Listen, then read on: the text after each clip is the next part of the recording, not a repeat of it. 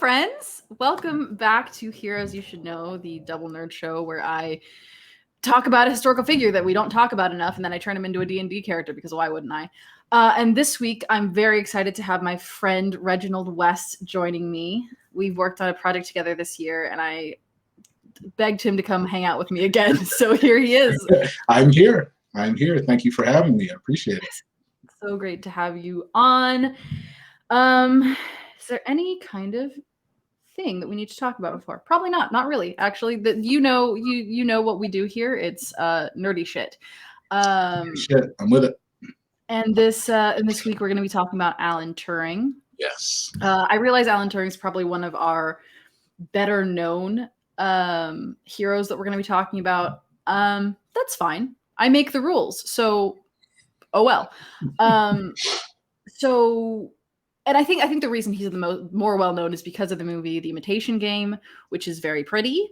But we're not going to talk about it that much because, like with many films based on history, it's rife with errors and missteps to make it more dramatic.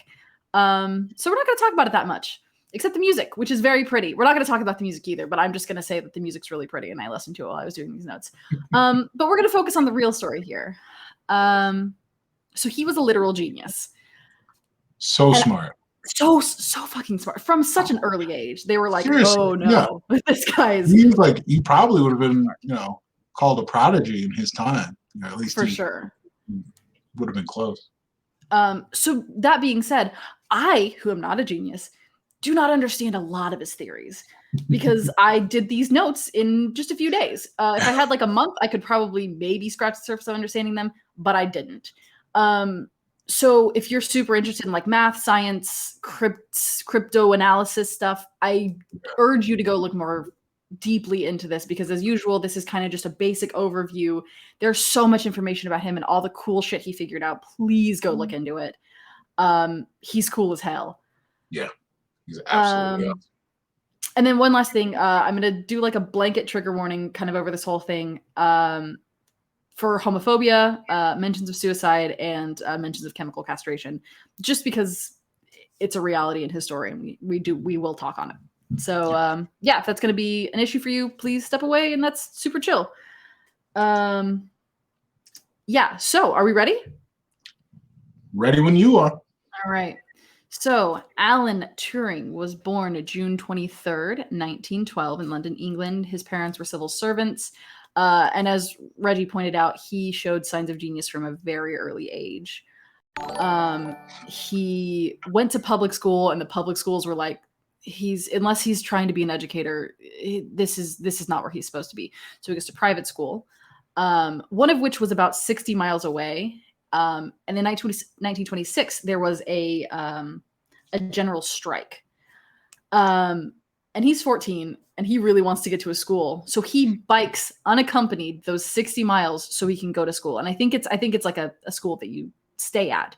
So it wasn't like he was biking 60 miles every day, but like still biking 60 miles to get to school is... Hey, when you're dedicated, yeah, you got to do it. It's like any of those conversations with grandparents or anything like that. I went to school in the snow, up a hill, down the other side, upside down, walking on my hands. Like, exactly. Just everything. So it takes a very dedicated person to, number one, do that, and then to thrive, when he was there. So he was obviously very dedicated to his education. But in school, he was kind of seen as a very average student, because the structure of the classroom and the way that they like set things up held zero interest for him. He did not care about anything. He was way more interested in following his own pursuits. I think there was like somewhere I read they talked about like a math class where he could do the formulas and everything that they were showing, but he was just more interested in figuring out a different way to do it or figuring out different ways to try and do things or whatever else he was.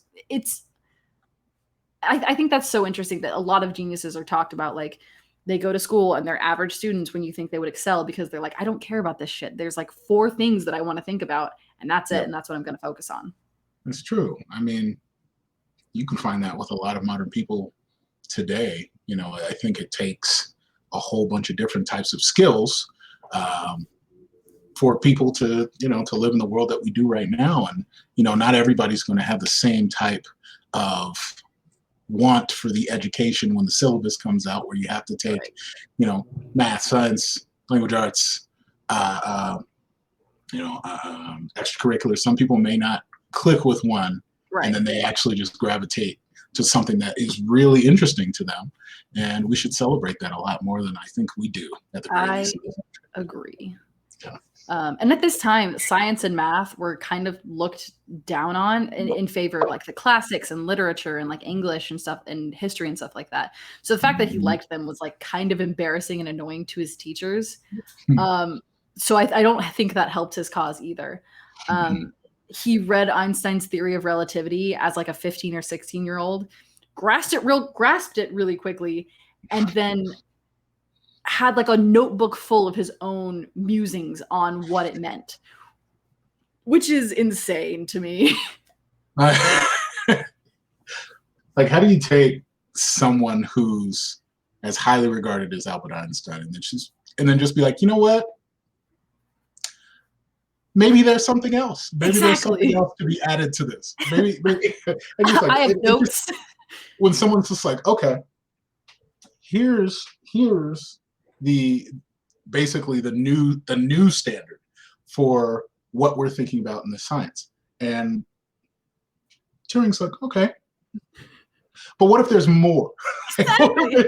He always like wanted to push the envelope, which I love. And that's so interesting that someone can have that type of, not even like foresight, but just like the gumption to just question everything, to be like, there's got to be more here. Cool, this is great, but like, what's over there?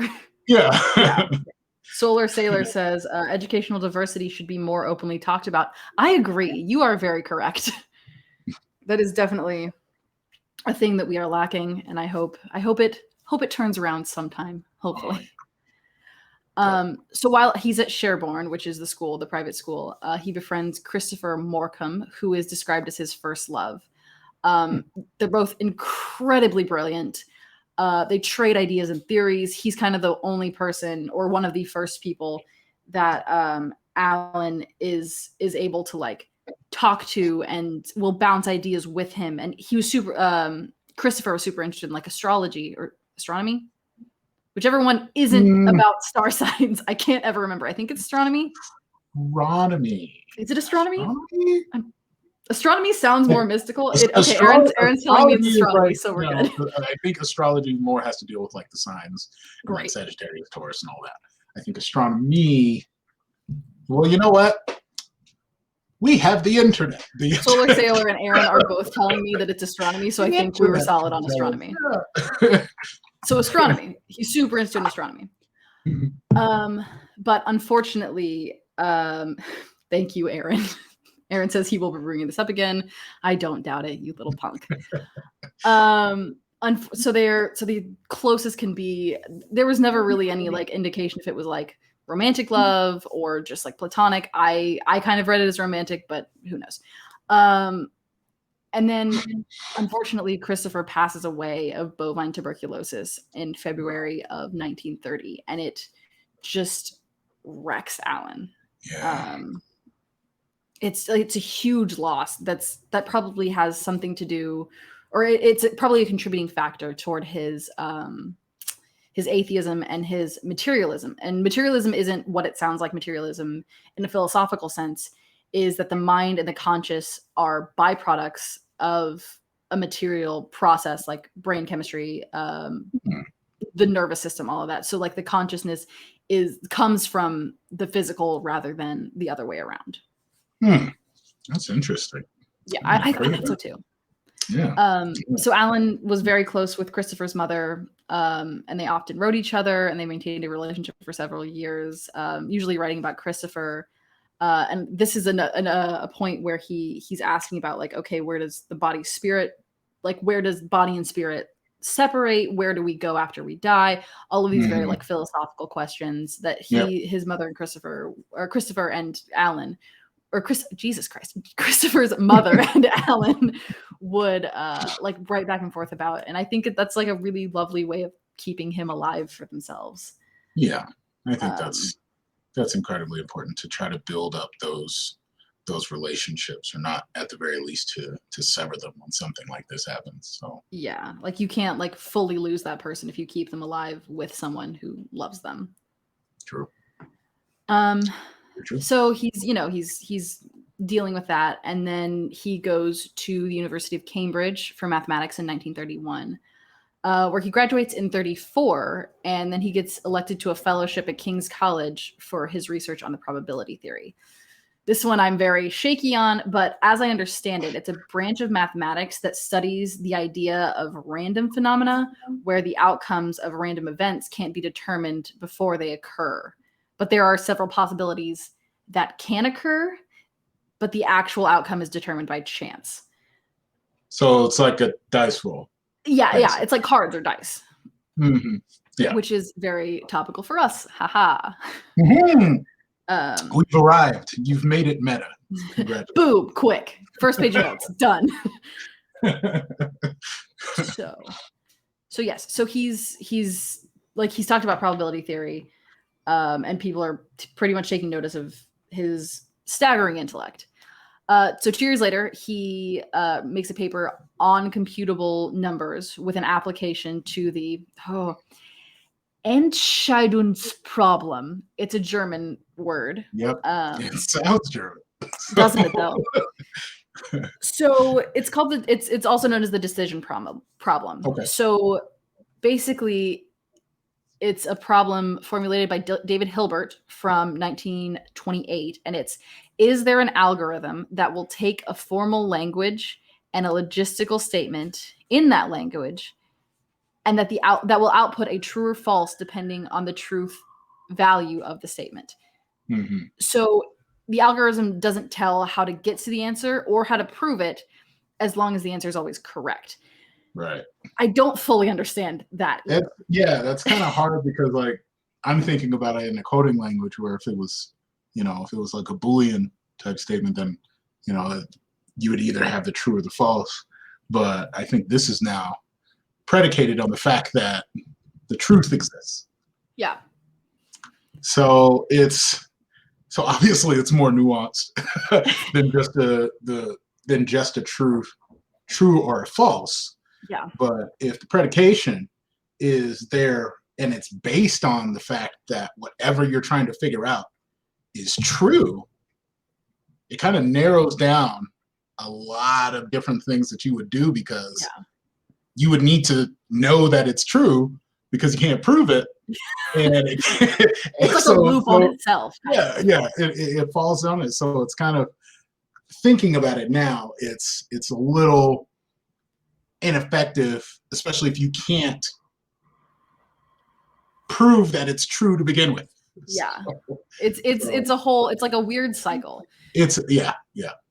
So Alan publishes his paper and shows that there is no answer to the problem. Yeah. It's impossible for an algorithm to decide whether statements are true or false. Mm-hmm. So and he makes this whole thing called the Turing machine to prove that you can't prove the decision problem. And so this earlier that same year that he published this paper on the decision problem, another mathematician named Alonzo Church came to the same conclusion, but in a different way. And he kind of he's the one that finds Alan's paper and recommends it for publication, and is like, hey, I did the same thing, but he did it in a different way. How cool is this? I love that. I absolutely love that. I remember doing having experiences where you would get to the same answer, just doing it a completely different way, especially in math. Yeah. I feel like if there's one common language, it's definitely in numbers and in music, but which is that one I like. Also sequenced correctly. If we're looking at it, algebraically, it is technically numeric. No, don't make me think about it like that. So we could spiral into that, but focus. Yeah, we'll dial it in. Yeah. Anyway, so Church is like, hey, this is cool. He did it a different way than me, but we came to the same conclusion. How fucking cool. And so Alan goes to Princeton for his PhD in mathematical logic and graduates 2 years later in 1938. But while he's there, he works on the decision problem with Church.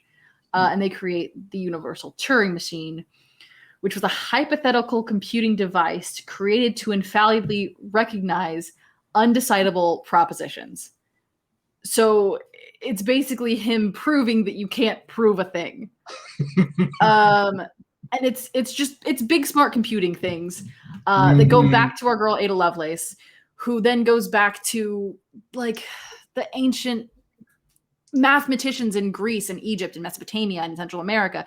And it's, I think, one of my favorite things about this specific person that we researched is that it made me kind of focus on the fact that, like, without the past, we aren't anything. And like, obviously you have to learn from the past, you're gonna whatever, but like the building blocks that we came from are so integral. I don't know, I got emotional about thinking about like all the people that led to this and what this led to further.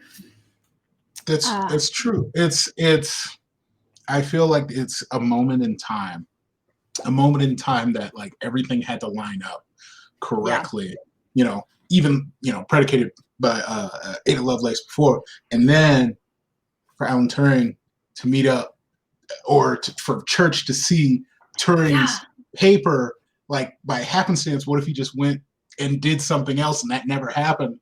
And then Turing wouldn't have just been like, oh, well, let's collaborate. Let's try and figure some of these things out. And it's just so interesting because you're totally right. It's just these people who do magnificent world-changing things just have these small little moments in time that just mean absolutely everything.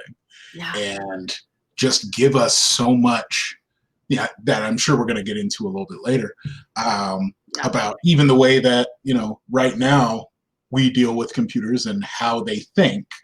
And it's absolutely incredible about just how everything happens like that. It's just, the ripple is insane.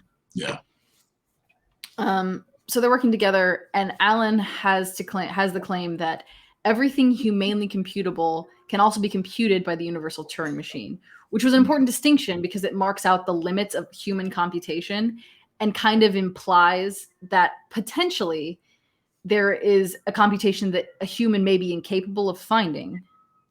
And so Church finds this superior to his own theories that draw the same conclusion because it has the advantage of making the identification with effectiveness. My God, why is this word so hard for me to say? It has the advantage of making the identification with effectiveness evident immediately. So it was like, here's this nebulous idea that Alan was just like, okay, here's where we stop. What's past us? I don't know. But this is the point at which we stop computing. And like, there's something beyond that. That is so dialed in that it's hard to even comprehend. Just thinking about thinking that deeply. About a process. You know what I mean? Like, because this thing had to be, just to have that, the advantage of making the identification with effectiveness. Like, I just love these people's brains. Like, I just want to just continue going down the rabbit hole. I'm so excited about where we're gonna go. I know. I wish I could go back in time and just be like, okay, I'm a dummy. Please just sit down and explain to me all your thoughts because I desperately want to understand them, but I am woefully incapable of doing so by myself. It was like, can you break it down? There was some, I think there's a site with a bunch of his papers where they're just all compiled out, and just even trying to read and decode some of the things that he's thinking about in those ones. It's just like, man, he was just on another level, and it's absolutely awesome. And I think you need those people to push those boundaries to really ultimately get us where we need to be, or at the very least stoke the next person's thought and just be like, is there more? Is there more than this now? Who can I springboard in the future? Yeah, exactly. exactly. No, I found that site and I was trying to read some of the papers and I was like, I will just cry. No. There's nothing for me here. No. I like to think I'm kind of smart. I'm not this kind of smart. Yeah. That's fair. Everybody's smart in some Different things. ways. And you know what? This was Turing's thing. This is his level of expertise. This is where he shines. So it's in 1938 now. He returns to his fellowship at King's College, and he joins the Government Code and Cipher School. And the school was established in 1919 after World War II ended as a way to have the Army and the Navy on similar wavelengths in terms of like signal intelligence, codes, and stuff like that. And so it's meant to be like a peacetime organization.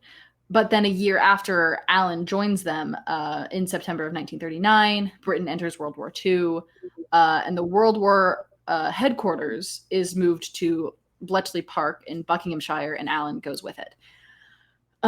So before this, he was kind of part of the anti-war movement. He wasn't like a Marxist or a pacifist or anything like that, but he was anti-war. He wasn't super into it. Anti-war, yeah. And some historians have called him a hippie before his time.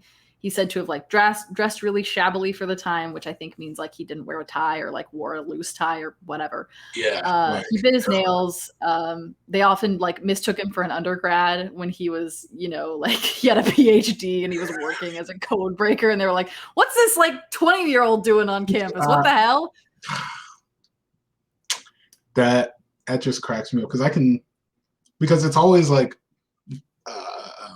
romanticized, like in these movies. Like I know we're not mentioning the Imitation Game, but I mean we can't. There's not a hard fast rule. Just for a frame of reference, like the way he was dressed in there, because he really didn't have a tie. He just had just a little probably just a little vest, but that was even unbuttoned, and just a shirt and pants, and then just went to work. And I was like, is that shabby? Because that's business casual today. Yeah. So like it's not that big a deal. Like he wore his suspenders around his sides rather than up. Like what? Yeah. So what? He wants to, he's brilliant. Let him do what he wants. He wants to be relaxed, okay? Not like a do what he wants, like in any kind of sense kind of way, but like he's doing his job. It doesn't matter how he can dress however they want, Yes. So the thing he is probably the most known for is decoding the Enigma Machine. So for the uninitiated, the Enigma Machine is the machine that the Nazis were using in World War II to communicate through codes. So it looked like a huge typewriter that spit out a string of letters that were seemingly random. And when the messages were typed into the Enigma's keyboard, 3 rotors inside the machine would change each letter of the message to a different one, which would light up on a display above the keyboard of the corresponding Enigma machine. Each letter had to be written down, and then once the whole message was taken, it was sent through Morse code to an operator of the other machine. That operator has to enter the mixed-up message into their machine, and the reflector inside the Enigma would reverse the rotor process and light up the original letters that had been entered in the first machine. And then there's like a plug board that's attached to the front for like more complicated, which like complicates things later down the road by changing the letter typed into the machine before it's altered by the rotors. It was super complicated, and like fuck the Nazis, obviously. We punch Nazis here. Right. But 100%. The idea of being able to think of this is fascinating to me. Yes. Like whoever made this was brilliant. I wish they hadn't used their powers for evil. Right. No, the machine itself is definitely fuck the Nazis. But like they had so many things, so many applications that could have been used for good. But they weren't. So many. So they made bad choices. Yeah, they made mistakes. It was like they made a bunch of errors, and they were awful people. It was like, but like this, like what you're explaining, and how we needed to figure out a way to figure out what they were saying, like getting some of that information and coming up with a plan, and then a machine to then go through with that plan takes so much. And obviously it's wartime. Like you don't really have a lot of time to waste. Time, resources. They were pretty low on resources. Yeah, very, very low on resources. So the fact that you have to be so innovative and you have to be so crafty to come up with something like this is awe-inspiring, you know, from all sides. I think, especially from Turing, and just like figuring out what you needed to do in order to succeed, in order to win. Like, it's very inspirational. Yeah, it's super cool. And actually, this kind of leads perfectly into the next point, which is, so the Enigma had been cracked before. Not fully, but it had been cracked by the Polish mathematician Marian Rejewski in the 30s. So he got intel from the French and basically created his own Enigma machine, sight unseen, just from the information.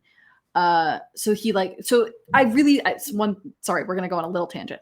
Something that I think is really interesting in like different wartime things. I'm not super into like wartime politics or whatever, but I do think it's really interesting that you can see the difference in espionage, French versus Polish. Because the French are very like subterfuge oriented, going in and doing things and learning things with people on the ground, like we saw with Josephine Baker. And then you have like the British and the Polish who are kind of more removed from it. I know this is a large generalization.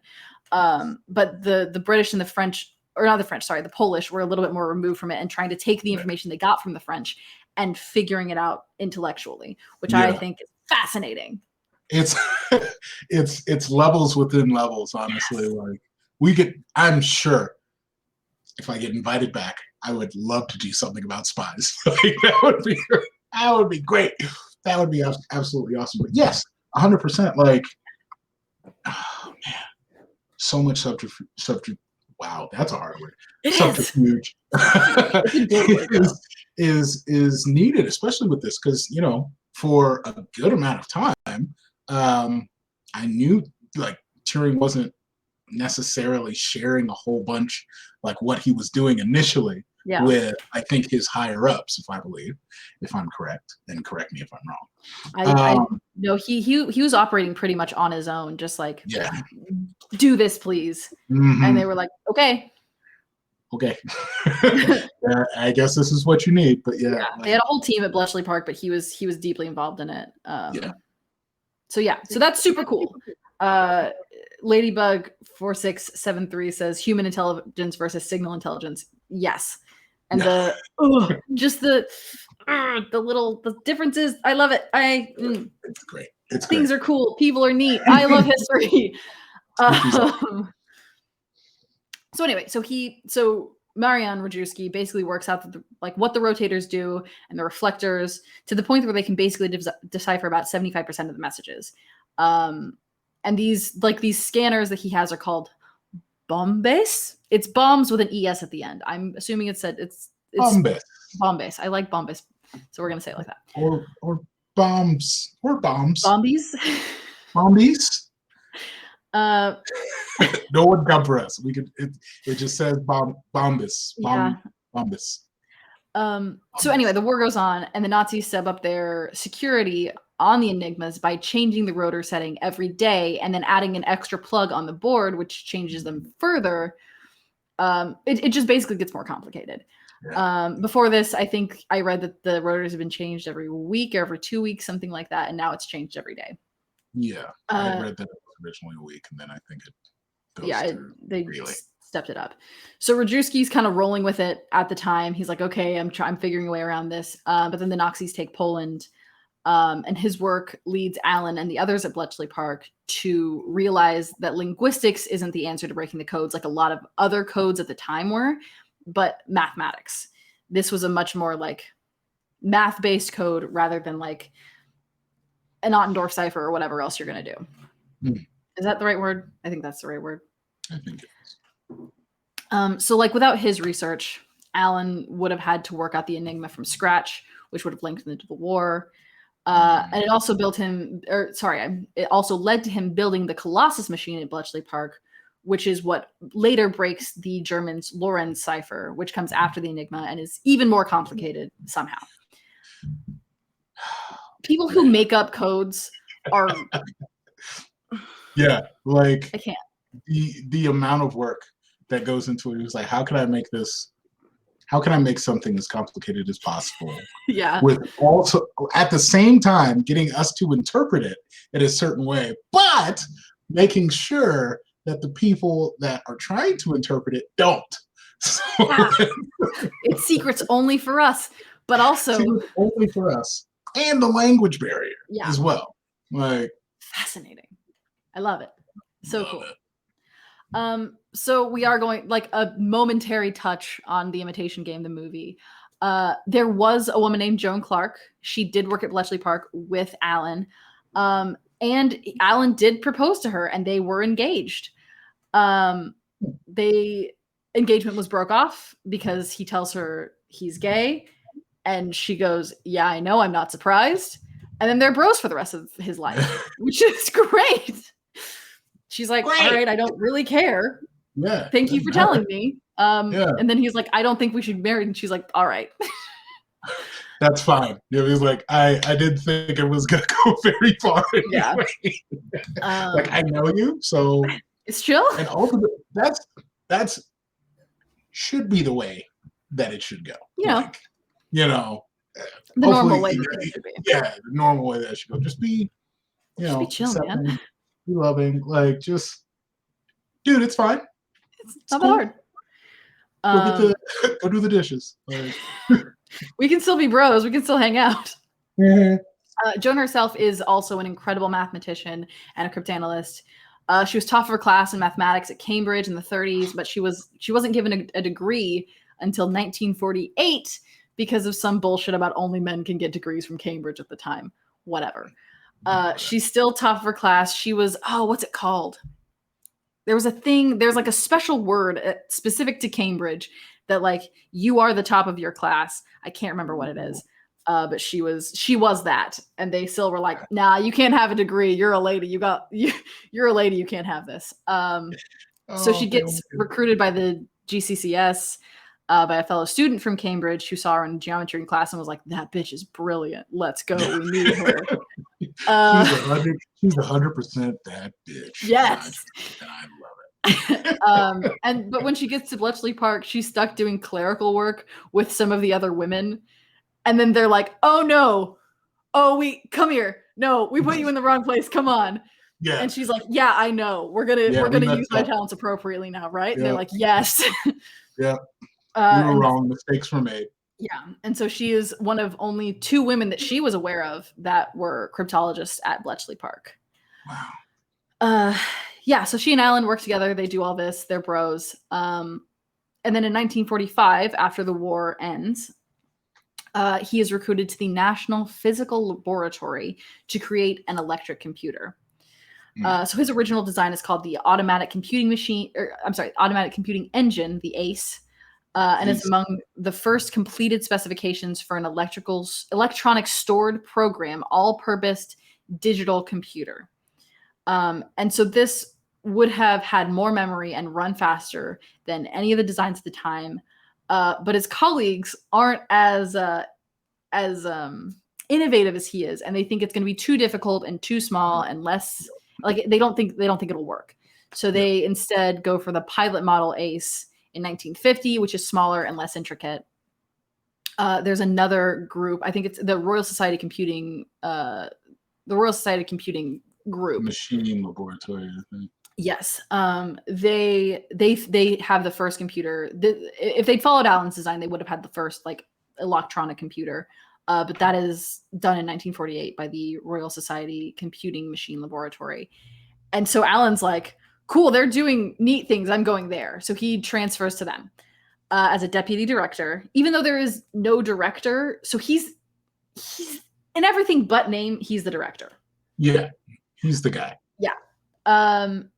And so he, sorry, I lost my place in my notes.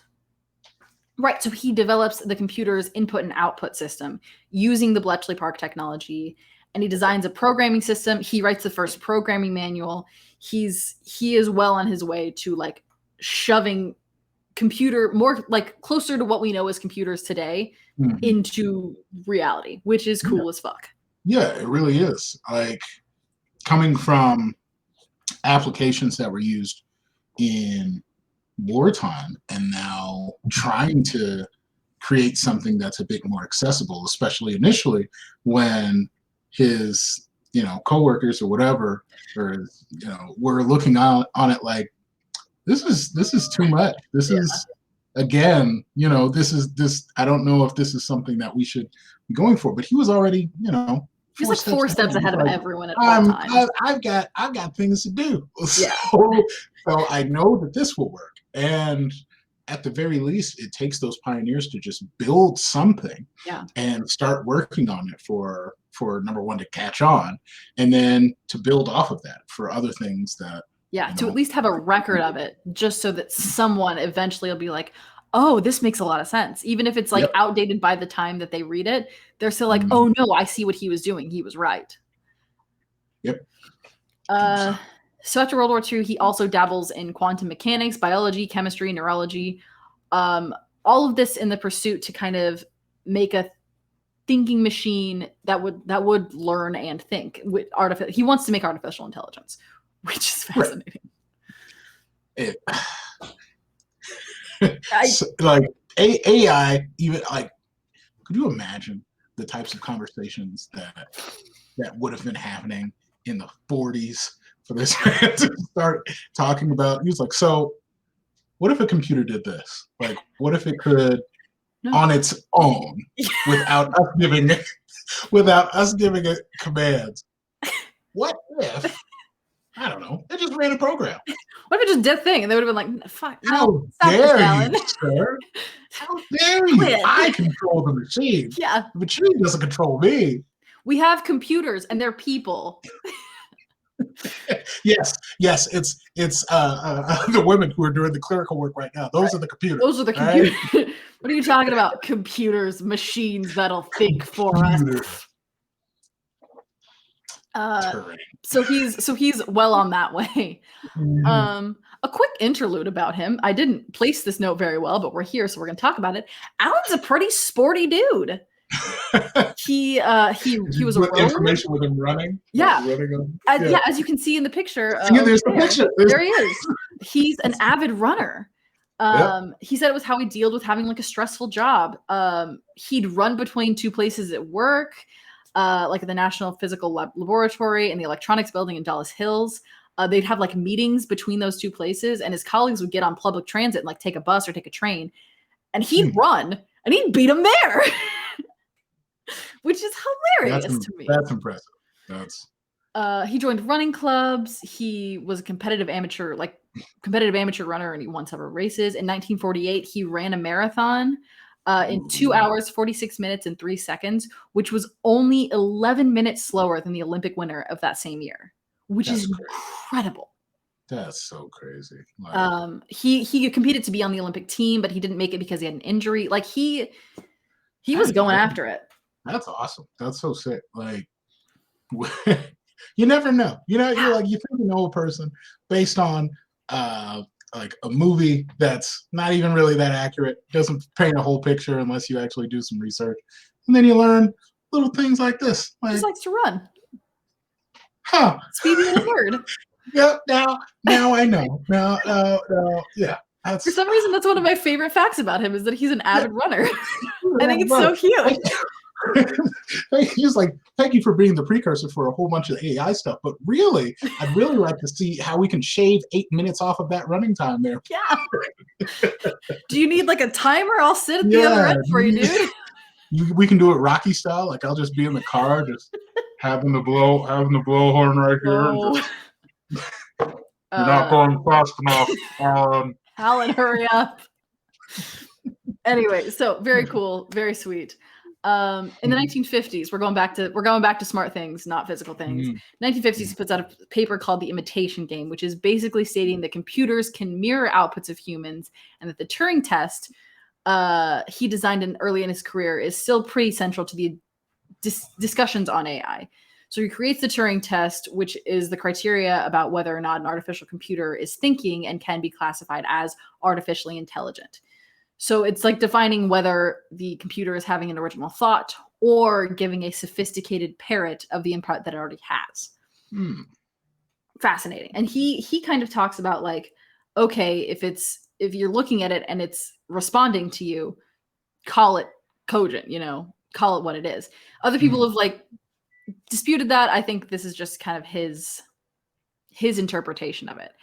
And I think something really interesting is that his like whole interest in like human spirit and materialism and like the loss of Christopher so early in his life kind of influences his interest in AI and something that could mirror human output. And like, what does it mean? Like, are we just fleshy computers, or like what further meaning could an AI have? Right. I don't know. There's definitely more there. I like what you have with the spirit, because in multiple cultures, like you can quantify a spirit. Like when someone dies or whatever, in different cultures, like sometimes like they'll weigh an individual, and then when that person passes, they physically get lighter. And like, can you quantify a soul or a spirit or something like that?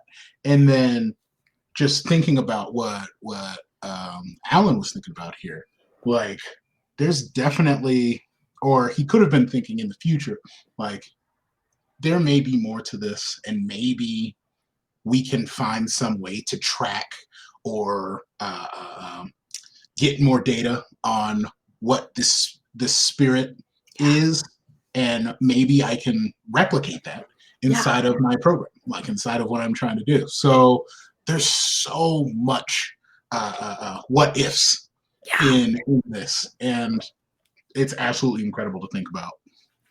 And like that, I feel like that would just lead to like further philosophical discussions of like, okay, what qualifies as a spirit? What qualifies to make something human? Like, where does intellect, have to like cross over into like that sapient kind of, I don't know. There's so many questions that can come from that. I love it. So many. We could spiral for hours. Just easily. Easily. But we won't. We will continue on our course for now. For the culture. Yes. So he also develops a new field of mathematical biology, which is called morphogenesis. And basically it's the mathematical explanation of how things grow, how things are having to do with like cells and organisms and the development of their shape.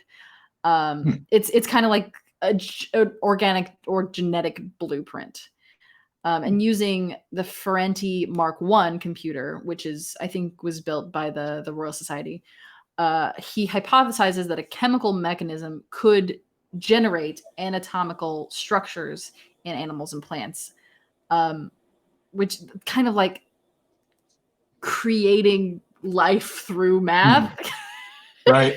I mean, would it be something like close, like the cloning process? Like, I think that's what he would be leading to. I feel like that's the direction he's starting to like sway. Yeah.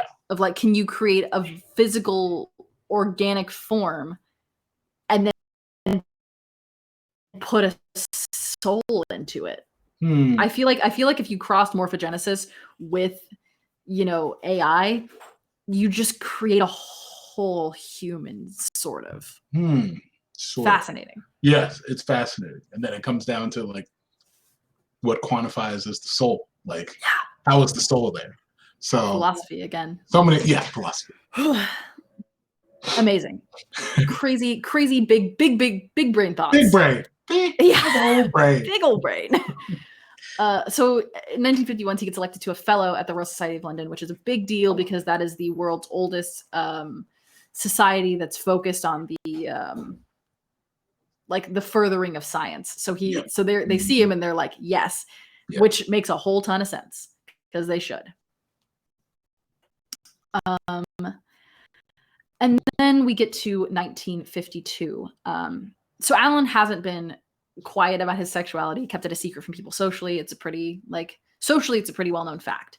But at the time, homosexuality was illegal in Britain, and the charges were gross indecency, which is the worst phrasing for that I've ever fucking heard. Yeah.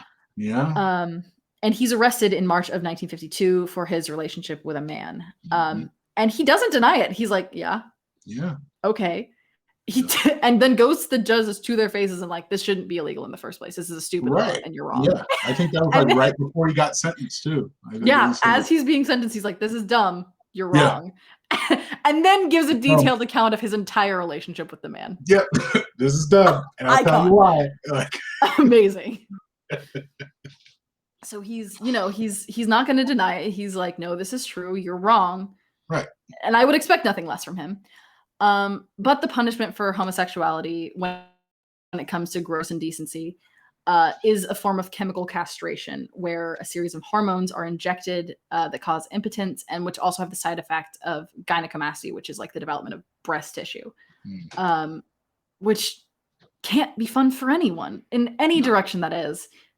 Fucking terrible. He's one of the most brilliant minds that they have. He helped shorten the length of a war that was ravaging their country and continent, along with other like the world. And they're still like, no, because you made out with a dude, we're going to make you miserable. It was a rougher time. Fucking terrible. For multiple people. And there just hasn't been. Yeah, it was like, and even like from then to now, it's only been 70-ish years. Am I doing my math right? Yeah. It's only been 70 years. And obviously there have been steps, leaps and bounds made from where we were to where we're at now, especially with how people that are being recognized under the LGBTQIA plus banner, I think I said all of them. You did. You got it. Yeah. Are being recognized as people, and they should be 100%. Like that shouldn't have been a question. I think it's just at this time there just wasn't enough. There wasn't enough information. I don't think there was enough people who actually cared, which is really unfortunate. Yeah. And then for someone to then stand up for the status quo and just be like, you know what? I'm not going to cower from this punishment. I'm not going to hide. I am who I am. It is what it is. Y'all are stupid. Yeah. Here's the reasons why. Like that's awesome. You don't hear about how much bravery that took alone. Yeah. Like there's so many people throughout history that are just ravaged because of like the most innocuous thing, like, who do you want to kiss? Oh, this person? No, you can't do that. I guess no babies for you. Yeah, it's unconscionable and it drives me fucking bonkers. Understand. But Alan is resilient as fuck. He's a badass. He's brilliant. He keeps working as long as he can, pretty much in open defiance. He talks about it to anyone who wants to talk about it with him. And he continues to be like, this is a fucking stupid law and this shouldn't be happening. Yep. And like it's happening to other men who didn't stop a war, other women, like other people. It's a lot. Maddening. It's a lot. But homosexuality at the time is also considered a fucking national security risk because the government thinks the communists are going to get the gays. I don't know how. Is that? Do you have a source? Do you have a source for where that came from? I don't understand because like the main thing is that they don't want him to he would travel around Europe. Right. And he loved traveling around Europe, and he'd go like near the Iron Curtain, and so they're like suspicious of him. That they're like, he's going near the Iron Curtain and he's gay. There's a danger. He's like, so you better not. Here's some ground rules. So I'm laughing because it's just ridiculous. It's fucking annoying as hell, but it's ridiculous. Yeah. So he gets convicted and then they pull his security clearance. One of their top minds, one of their most brilliant people, they're like, no, he can't work for us anymore because he kissed a dude. So dumb. It's insane. So he's stuck in England. He's stuck, it's 12 months of this hormone therapy. Yeah. Which is misery, I'm sure. And he's just kind of stuck, but he keeps doing his work. But in June of 1954, June 8th, at the age of 41, he is found dead in his home of an apparent suicide. The suicide aspect is questionable in a couple directions. So his hormone treatment had stopped more than a year previously, and his friend said he'd endured it with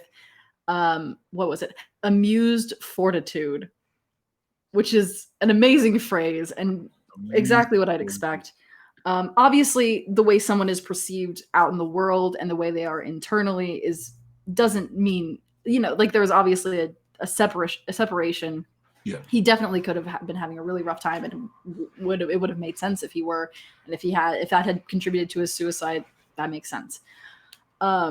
There's also theories that it was an accident from inhaling cyanide fumes from an experiment in his small home laboratory. I think his mom talked about how he was terrible at, keeping his chemicals separated. It was a small lab in his apartment. Like the fumes could have gotten anywhere. It could have just been an accident. Possible.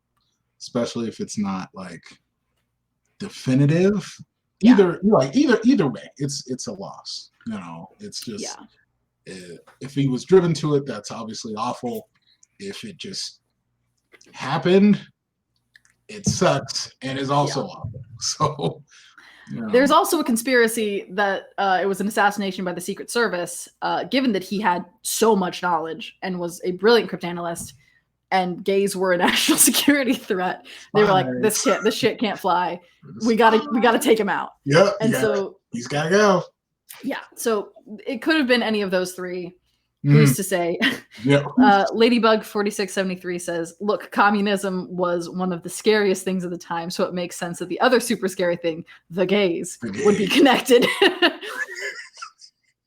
So it's not funny, but it's a little funny. Yeah, it's funny how ridiculous that people thought. And in some ways, still kind of think today, but less so. They're less. It's getting less shitty. It's getting less shitty. There you go. There's an upside. There's an upside.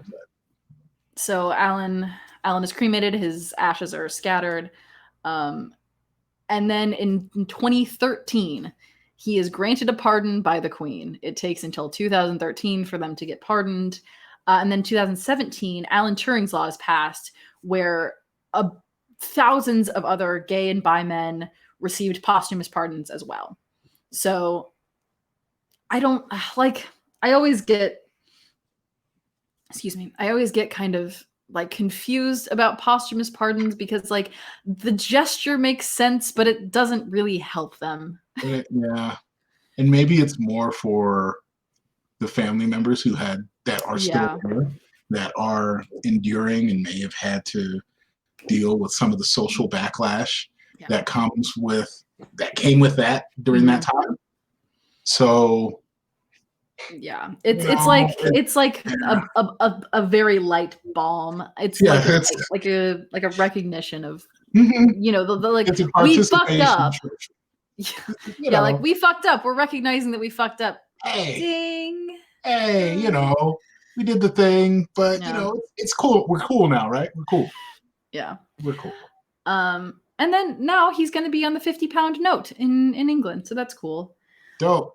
And I guess we'll close with one of my favorite quotes that I found from him, which is, "We can only see a short distance ahead, but we can see plenty that needs to be done," which I think is well lovely. said.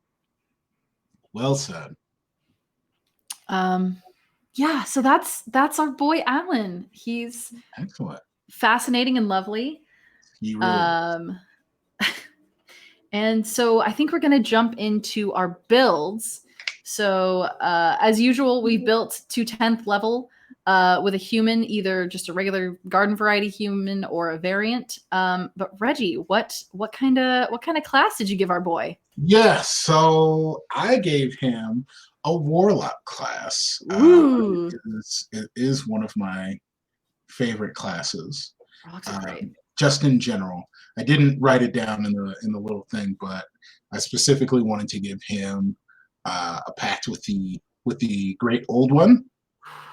That Yes. is, I feel like at the time, if I was just picturing the character from my side when I was looking at it, I was like, okay, so if he's getting all of these preconceived notions, I feel like in the game, maybe it comes from this person just whispering in his ear, just saying, you know what? Here's what you should do. I'll let you have it. I'll let you do what you need to do.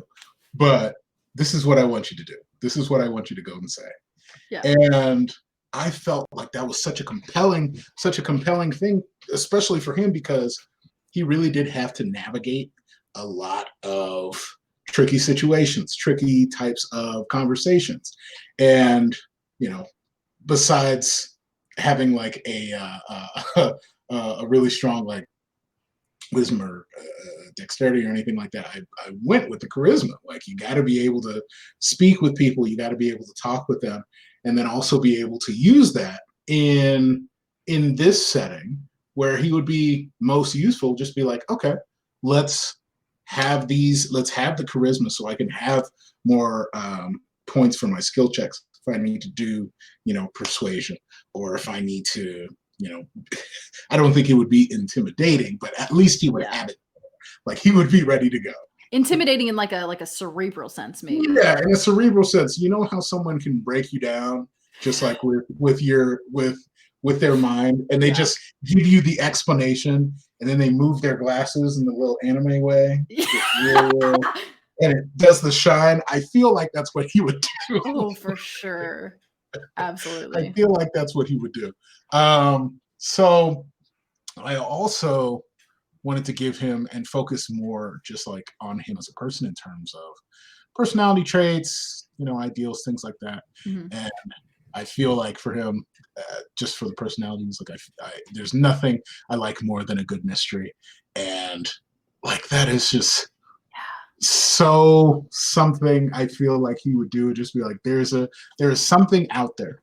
I want to figure out what it is. Yeah. And there's going to be a way that I can get to it. But he's like, because he also has the great old one. Who knows? Who knows all of the stuff? Yeah. Just feeding it to him. Obviously, there's a cost. Because warlocks like women there. But in the short term, like, here's all this amazing information. Here's all this stuff that I'm going to be able to give you. And I think something that was innate in as well with the ideals was just the goal of a life of study is the betterment of oneself. And I felt like that really resonated really well with his philosophical beliefs, and just the juxtaposition with the warlock could just have that really interesting internal struggle, just being like, okay, I'm studying this because I want to, but I also have this information that's just being fed to me. Yes. That will, there will be a cost for that at some point. Yeah. So I just found that to be just really, really interesting and very evocative.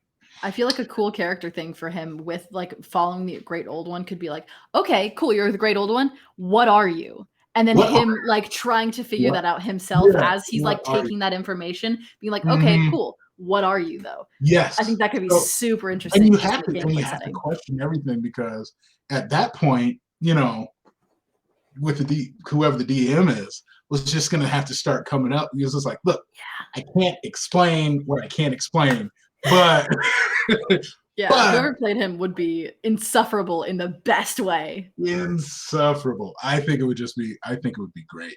Yes. And Bonds, obviously, I've been searching my whole life for the answer to a certain question. What that question is, don't know. It'll just have to be whatever it would be for Alan Turing. There's a bunch of things that you could choose. It's an endless stream of questions. From the story side. And then for a fly, I just feel like I overlook obvious solutions in favor of more complicated ones.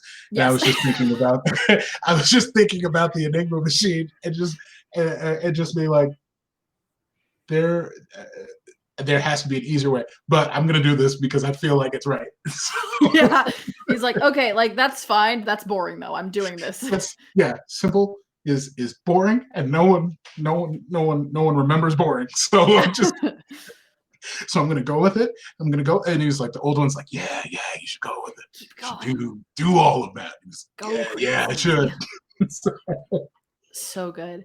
What were like his big skill? You said like intimidation and like all his charismas were like the high ones. Yeah. I wanted him to have some intimidation.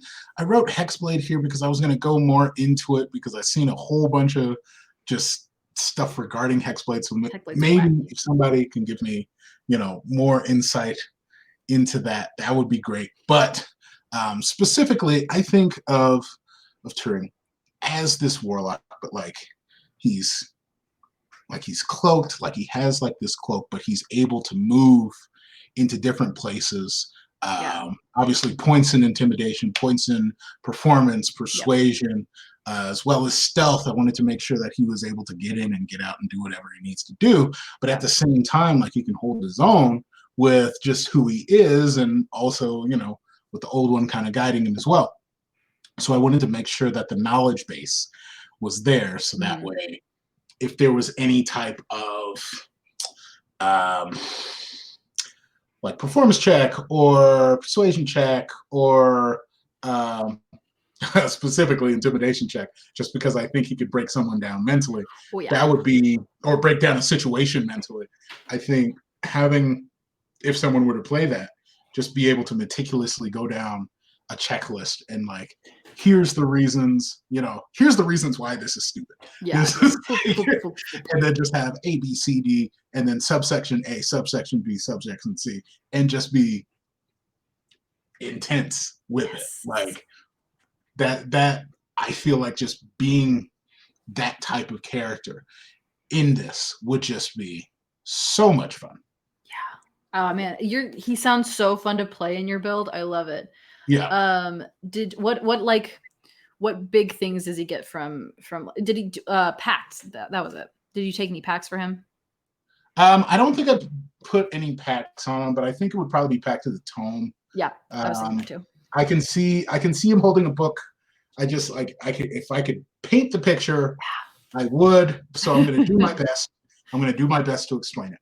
So he basically looks like a tall hobbit, and he's got a brown. He's got a brown cloak. Okay, big old tome with just spooky, creepy, skeleton type stuff, and not necessarily bad. It's just that's what it is. That's what it is, yeah. So, but he's walking around with it just in this big old cloak. Maybe he can get some glasses just so he can do a little anime thing. And I think they're just right there. I know he didn't wear glasses, but he would do it for the dramatics of it. He would do it for the yes, very true.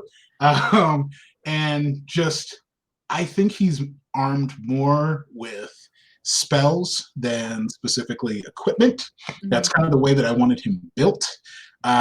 So I can talk about some of his spells that he does. Yeah. Hit me with some of those spells. Sure. Obviously, Warlock, Eldritch Blast. You can't not have it. You can't not have it. Like there's no way that you can't not have it. But just I wanted Mind Sliver, Prestidigitation, as well as Mage Hand. Prestidigitation, so useful. So many different things that you could do with it. That and Thaumaturgy are overlooked, I think. They're both so useful. And then Mage Hand, just to manipulate something if I need to. If I need to be like, you know what, let's grab this little thing, or maybe just be like, maybe I can press this little lever without me having to be there, and don't have to stop your maybe there's a trap that goes off that's within a box of 10 feet or whatever, and it's like, okay, well, I don't get hit, but my Mage Hand will be able to take that. And then just for some spells, I wanted him to just be just crafty and just move around. Obviously, comprehend languages. I felt like that was apropos for this gentleman as a first level spell. Just being like, I want to be able to understand whatever I'm reading, whatever I'm looking at, so that way we know going into a situation that we are prepared as we can possibly be before something happens. Yeah. Hex. just because I think it's fun. It's a good one. The Armor of Agathis, or Agathis. Nice. Yes. And Charm Person. Charm Person, I feel like, is an underutilized tool. Super useful. That is just like, you can use it for so many different things. Yeah. For just some second level spells, I wanted to choose two that really, I got four, but two that specifically jumped out at me was Invisibility and Spider Climb. Yes. I could just see, you know, this little taller than a hobbit dude just being like, you know what, I'm gonna go figure out what's on that ridge, and then just put his little glasses on and then just keep moving up and just invisible. I was like, okay, so he's you know, Spider-Man 2099, like he's and it's great and it's amazing, and oh man, it would just be so much fun to do.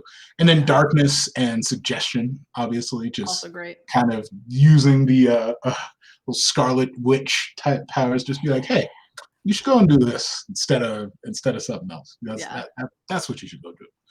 I think I was supposed to have some more for third level, but specifically the ones that I just wanted to hit was like Spider Climb and Invisibility, just because it's just so interesting, and then you can really get to a better vantage point. And because Eldritch Blast is like a pretty good spell all the way through, even before you can get it and put it for Eldritch Spear, I believe, which I think gives you what, 300 feet, not yards, because that would be yeah.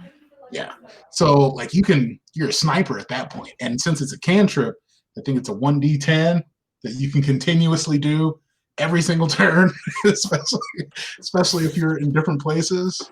Like just good for taking little pot shots. Lots of very useful things. Oh, very useful things. I just think he's just so versatile, but having the the battle wasn't the thing that I made this character for. Same.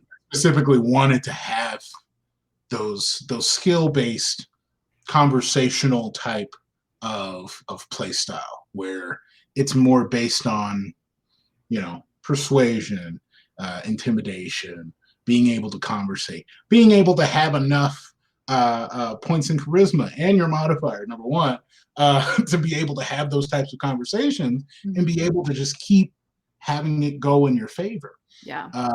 Especially if it's, you know, if you don't have that, because part of it, you know, at least the reason I play is getting into those characters, getting into understanding motivations, and then being able to change the playstyle based on one little decision that you make pre-battle or pre-whatever, because, you know, obviously a DM will have a plan, but then D20s mess it up. So you can scramble that plan real quick. So I just think, you know, that would just be, it's just really great.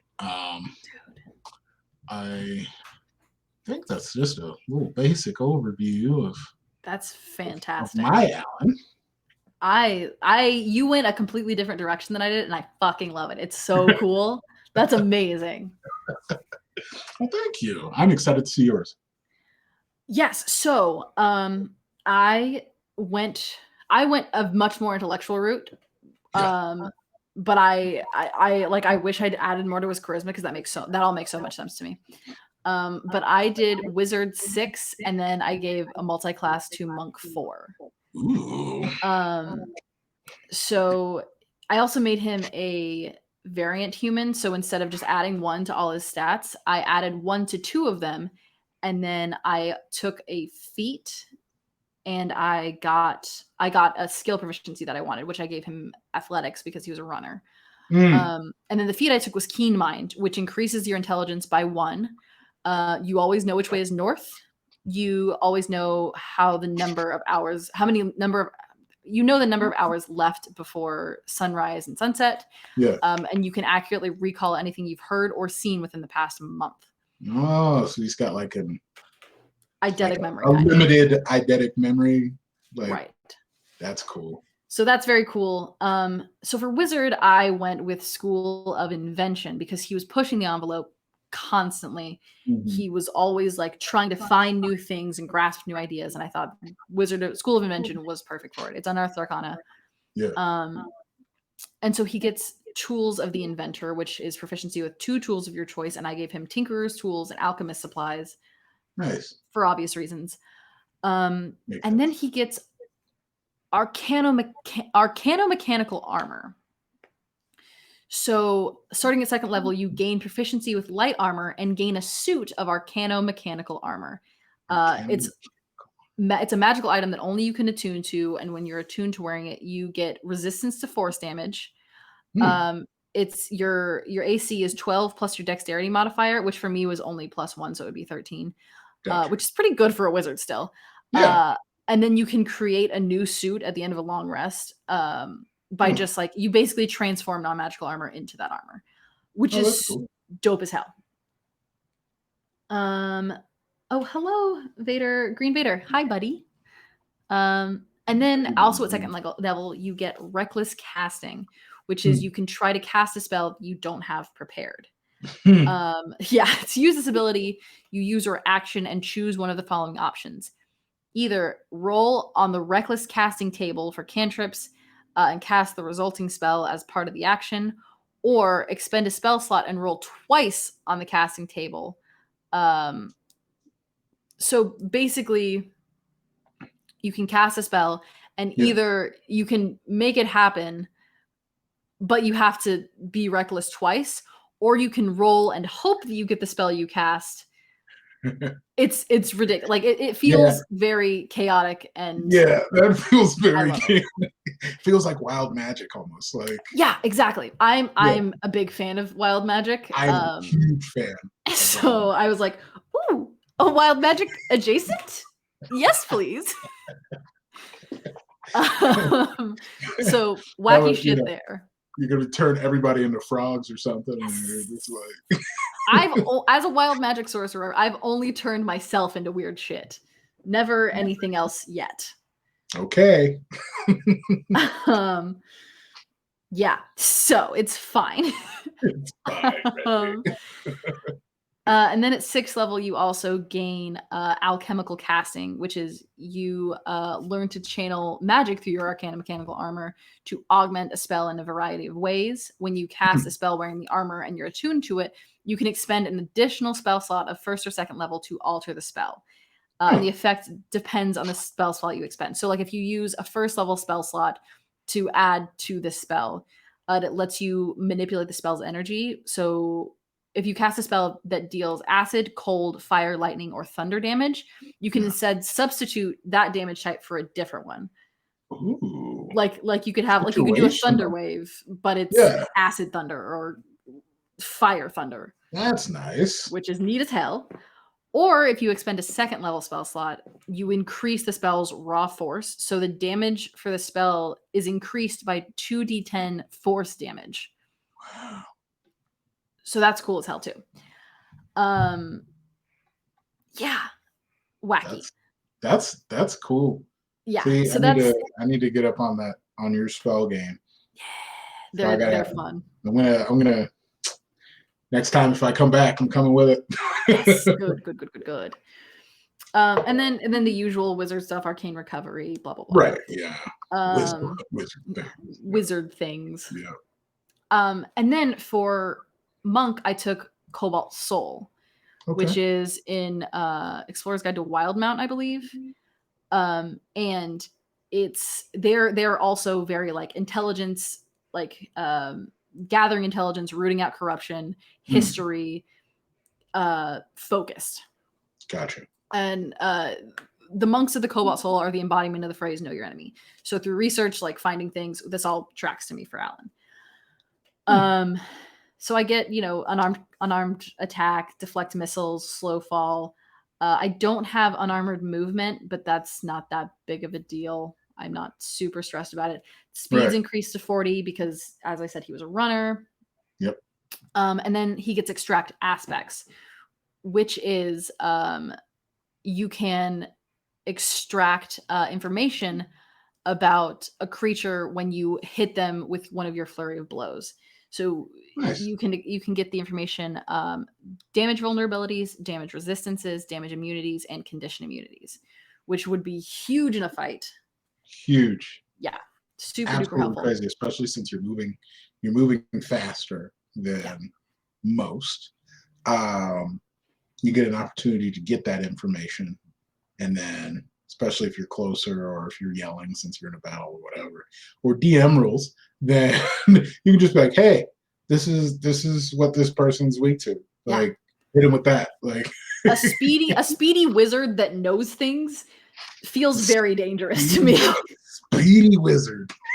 Like, get in, pop, get out. Hey, here's information. All I can see is like Gandalf just like punching somebody and then moving back out. Like, gotta go. See ya. That's awesome.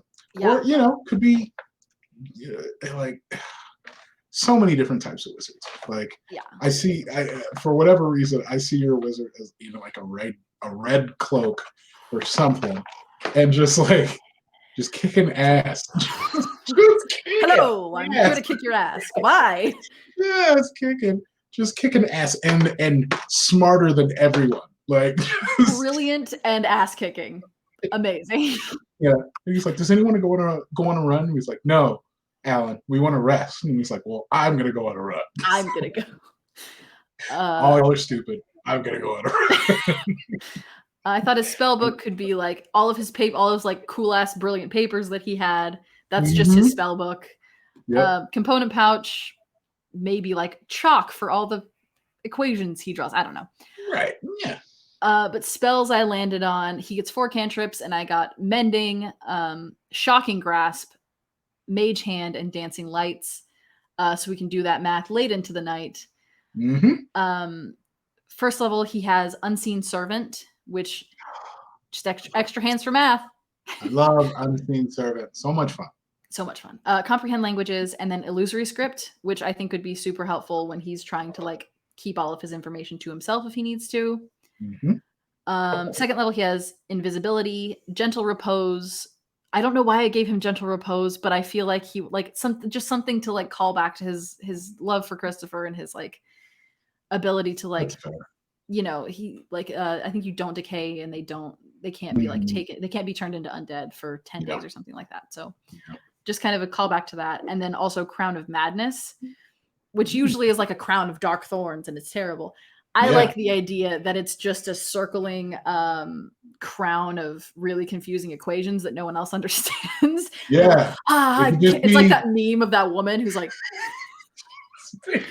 yep, I can see. I know exactly what you're thinking about. But it's just condensed in a ring. Yeah. Wow, that would be that could be a Crown of Madness. Very fun. Yeah, I can see that. Third level, he has Leomund's Tiny Hut, Sending, and Vampiric Touch, just so he has some kind of offensive spell besides Shocking Grasp. Yeah. And then fourth level, he has Polymorph, because Polymorph's good. Polymorph's great. I have a few items that I thought might be useful. I'm not saying he has these. I just thought they might be useful. Amulet of Health would be good for his Constitution, because that was his dump for me. I probably should have switched it with Charisma, but it doesn't really matter that much. I mean, he's a monk, so he's more of a glass cannon anyway, especially since he's a wizard. Especially since he's a squishy boy. Yeah, squishy boy. Boots of Speed, because he's a speedy motherfucker. Gem of Seeing, an Ioun Stone, so that he could have like a reserve of magic. The Mantle of Spell Resistance, which would make him a little bit hardier. Periaptive Proof against poison, because I just want to protect him from cyanide. I just want to protect him. Ring of Mind Shielding for mental sanctuary, and then a Ring of Spell Turning, also for the same reasons as above. He has 39 hit points at 10th level, so he is very squishy, but he's very fast. So he's very fast. So why need all the points when you just get can't away? Be hit, unless you get hit. Unless you get hit, then it's bad. Then bad things happen. The bad things happen. But my Alan will talk his way out of it. Your Alan will punch his way out of it. Exactly. They're a good team. Double Allens. Don't dueling Allens. Dual wielding Allens. Yeah. I have 2 character sheets and they're both Allen.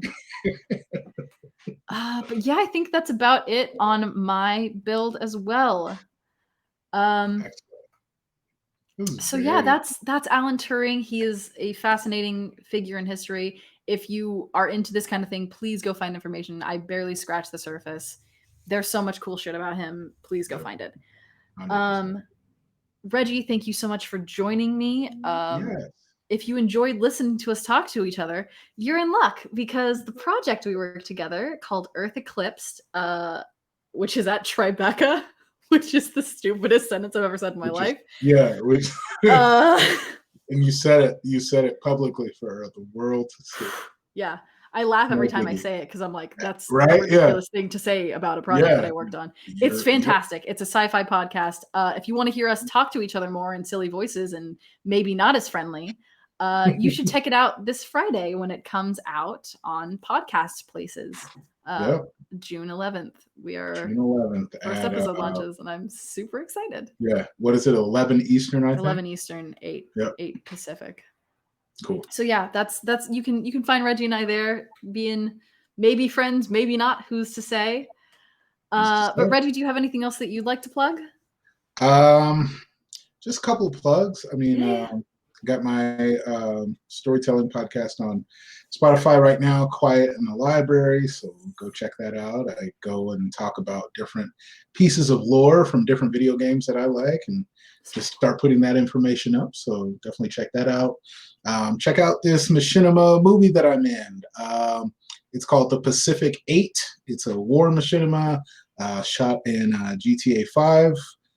So check that out, as well as let's see, what else am I working on? Oh, there's a Final Fantasy fan dub that I'm a part of as well. For the War of the Lions, which is basically Final Fantasy Tactics. So you can check that out as well. You just put both of those into YouTube and it should be pretty easy to find. But besides that, just you'll see us in a bunch of other things, I'm sure. But those are the big ones for right now. Those are the big ones. Oh, those sound so cool, dude. I'm so proud of you. Yeah. You. And yeah, the usual Mayday stuff coming from my end. Mondays, hang out with Aaron at the sheep farm. He's playing Hitman right now, and it cracked me up this week. He's playing Hitman. He's playing Hitman. It's so good. I don't know which hit. I think I'm pretty sure it's Hitman 1. Aaron can correct me in chat if he wants to. I love Hitman. I watched. It is 1. Okay, Aaron said it's 1. It is Hitman 1. Perfect. Let's talk. Perfect. Tuesdays there's Iron Sworn with Sergio and one of our plethora of friends here on this channel. Every other Wednesday, I'm here doing Heroes You Should Know, and Fridays we've still got Ashoka coming out. We're getting close. We're getting close to the end here. There's a lot of stressful stuff coming up, but in a good way. Yeah, we've been recording Doom to Repeat campaign or Arc 2. Sergio's throwing us through it. I'm excited. I'm excited to go back to that. Yeah. But it's good. And I think that's about it from me. Reggie, again, thank you for joining me. I love hanging out with you. I love talking to you, and talking about this stuff was a gift to my week. No, this was the highlight of my day. Like, I've been looking forward to this all week. So thank you for inviting me. Like I said, there's another one that I can jump on. Oh yeah. And get into some other stuff. Like, I'm ready. I'm excited. Yes. You just say the word and I will be there. Amazing. I'm sure you will be back with us at some point. As always, thank you to Aaron for running all of our technical things. I tried to say stuff and things at the same time, and it came out terrible. But yeah, that's about it from us. Thank you guys for joining us, and have a lovely week. Goodbye, friends. Thank you. Bye-bye. Bye.